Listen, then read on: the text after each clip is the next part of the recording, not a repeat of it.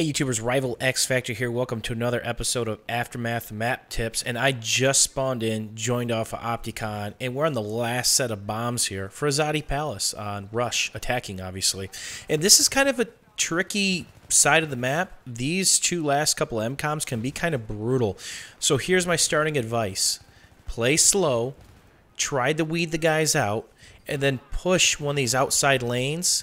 These inside lanes can kind of be death because their tank can easily spam them, and obviously it's very easy for their troops to get jammed up in those middle lanes. So you can rack up some kills here, but good luck getting to the bombs without having like a horseshoe-shaped attack, which I kind of profess on a multitude of these maps. What's a horseshoe-shaped attack? Where you take the outside two lanes, you have a couple guys kind of hanging back in the middle to kind of kill anything creeping through. And look at that death cam.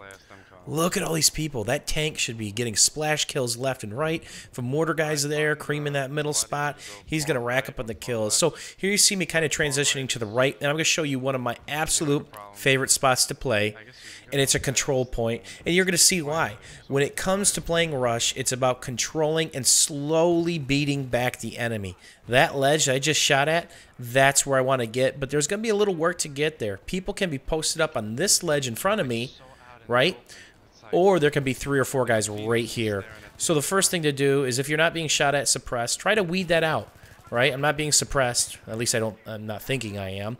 And I'm kind of slow peeking this, clearing it out, and now I want to make another move, and you're going to see that here shortly. So this is out of bounds, but you can get to a great spot. Another thing I want to do is I want to distance myself from the sniper that probably has a big scope on it. He has scope glare.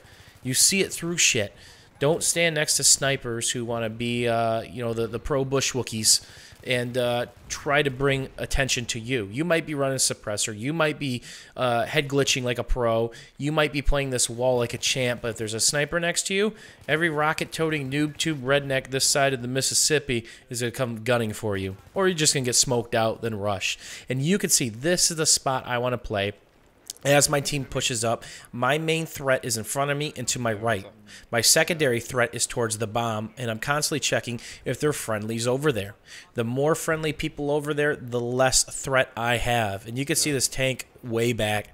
When I play tanker on this last set of bombs, I just shell the shit out of the bomb in the mid buildings, and I can't tell you how many collateral splash kills I get where I hit a wall and get like a triple kill. This is really a spot where the tanker can rack up the kills, and I died because I took my eyes off of my primary lane.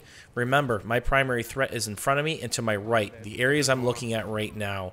And that's how you kind of PTFO this side.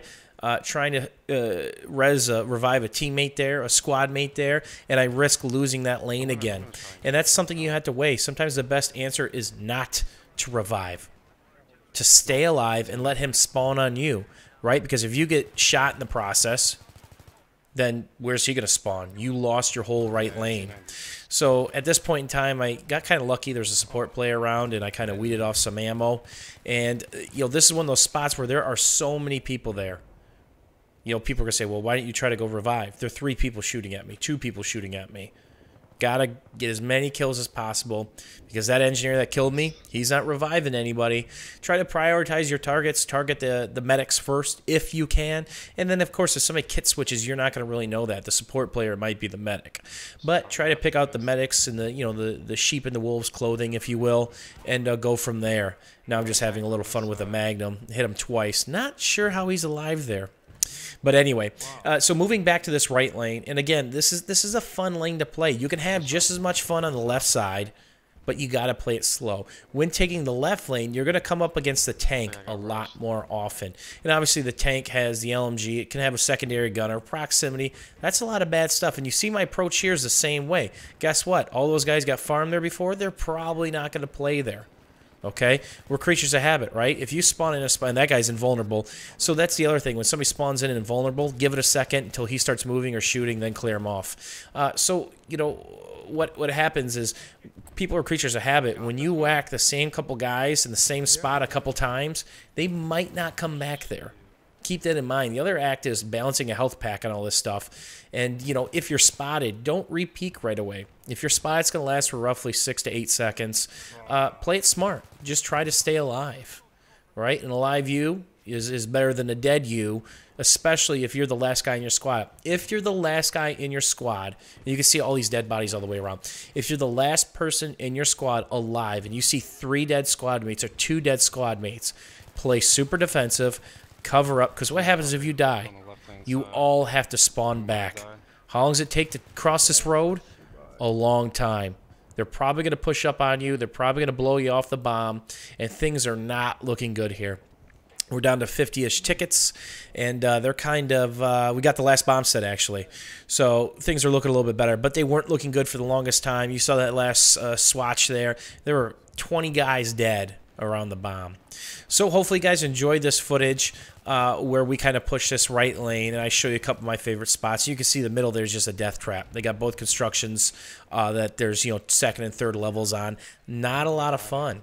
And had a lot of fun in less than 5 minutes in this round. Dropped a 37 bomb. Not too bad. If you guys enjoyed yourself or learned something, don't forget to give me the old thumbs up. Thanks for watching, as always, YouTube.